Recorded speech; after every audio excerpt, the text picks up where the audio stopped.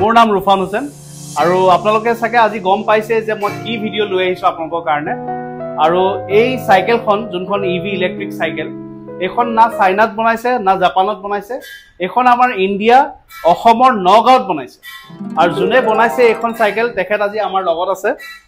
নমস্কাৰ, মোৰ নাম সানী ভৌমিক। হয়, মই এইখন ইভি ইলেক্ট্ৰিক চাইকেলখন বনাইছোঁ। আচ্ছা, আপুনি যে এই চাইকেলখন বনালে, এইখন চাইকেল বনাওঁতে আপোনাৰ কিমান দিন লাগিছে? মোৰ চাইকেলখন বনাওঁতে মোটামুটি 2 মাহমান লাগি গ'ল। বস্তুখিনি মই বহুতখিনি ইণ্টাৰনেটৰ পৰা চালোঁ, চাই পেলাই কি মডিফাই কৰিব পৰা যায়, কেনেকৈ আজিকালি জৰুৰত মানুহৰ চাইকেলবিলাক বনাওঁতে এটা জেনেৰেল চাইকেলতকৈ ইলেক্ট্ৰিক চাইকেল কি বস্তু তাত হ'ব লাগে, বস্তুখিনি কি তাত জৰুৰত আছে, সেইবিলাক চাই পেলাই মই তাতে চব বস্তুখিনি মই এড কৰিলোঁ।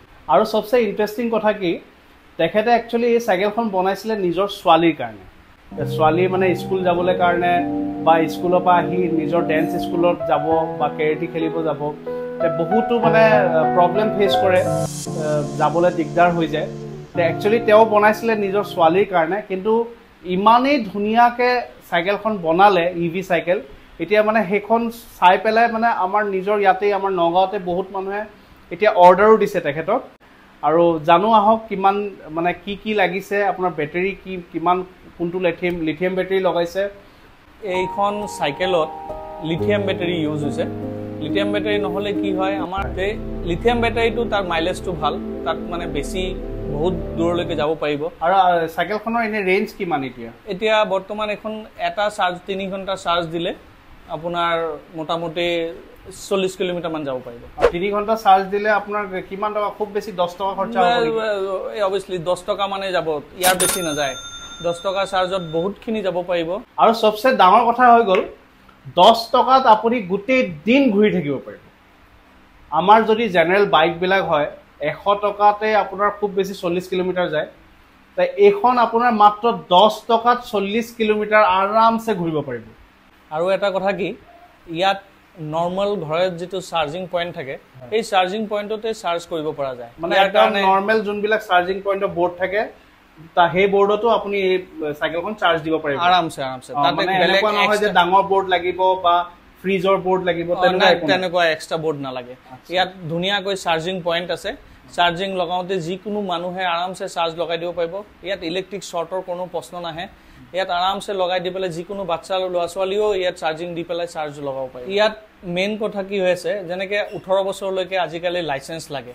বহুতৰ ইচ্ছা থাকে বা ল'ৰা ছোৱালী ডাঙৰ হৈ গ'ল, কিন্তু এই কিবা স্কুটি দিওঁতে ভয় কৰে, স্কুটি হাই স্পীড হৈ যায়, কিবা টেনশ্যন হৈ যায়। এইটো কাৰণে কি হয়, এই চাইকেলখন দিলে তাৰ স্পীডটো ইমানেই লিমিটত আছে যে তাত যিকোনো জেগাতে লৈ পেলাই ফুৰিব পৰা যায়। আৰু ইয়াৰ এইটো 18 বছৰলৈকে, তাৰপিছত হয়তো বা কোনোবা এনেকুৱা মানুহ আছে, বয়সস্থ মানুহ আছে 60 বছৰলৈকে, তাৰপিছতো স্কুটি চলাবলৈ ভয় কৰে।